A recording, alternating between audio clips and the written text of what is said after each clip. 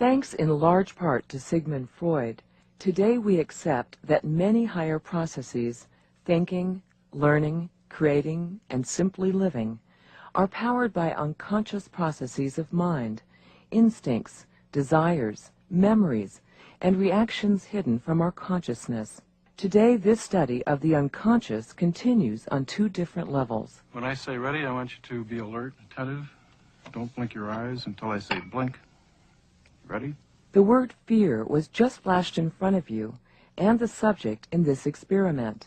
In all likelihood, you didn't notice it, but almost certainly your mind saw it and responded. It was flashed to you subliminally. Subliminal refers to any stimulus which is presented so quickly, let's say if it were visual, or it could be auditory, so low that the person cannot experience it consciously. Nevertheless, there are various ways of demonstrating that it enters the mind, that it is processed by the brain, and can have certain effects on the person's thinking and feelings.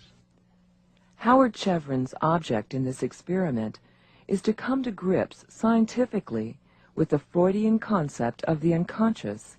This college student suffers from a fear of talking in class, a fear Dr. Chevron believes derives from his unconscious conflict in appearing wild and disrespectful.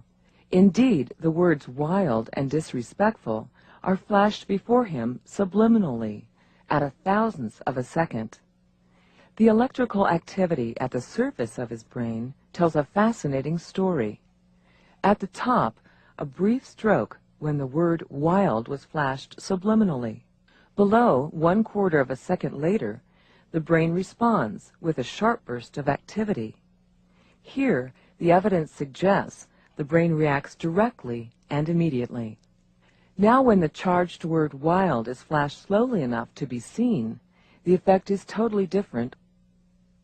At the top, the notch indicates the word has been flashed.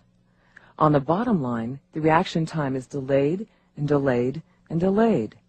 In fact, twice as long for his brain to acknowledge the sight of the word wild. Well, there's a very suggestive conclusion that one can reach, and that is that for some reason, when the words are presented superliminally, that is, so the subject can actually see them quite consciously, there is some kind of inhibition or delay of the brain's response to those words, which is of great interest to us from a psychoanalytic standpoint because it suggests a link to Freud's idea of repression. There is reason for this person to repress those unconscious words and their related ideas and feelings because to become conscious of them would be very, very distressing to him. From these fine tracings, an image of our mind emerges. It suggests that all stimuli to our brains are first received unconsciously, then selectively filtered into consciousness. It is this filter system that takes the time. I think that what we're trying to do is to demonstrate that what is meaningful to the mind has an existence in the brain. It isn't simply a matter of synapses. It isn't simply a matter of electrical activity or biochemical activity. That what is going on is part of the meaningful transactions of a human life. Dr. Chevron has extended these findings into the clinical setting.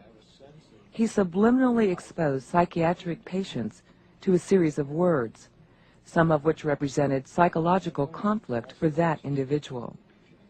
The brain responses to these words suggest that the brain can subliminally identify the conflict words, whereas the mind then seeks to defend against their conscious recognition.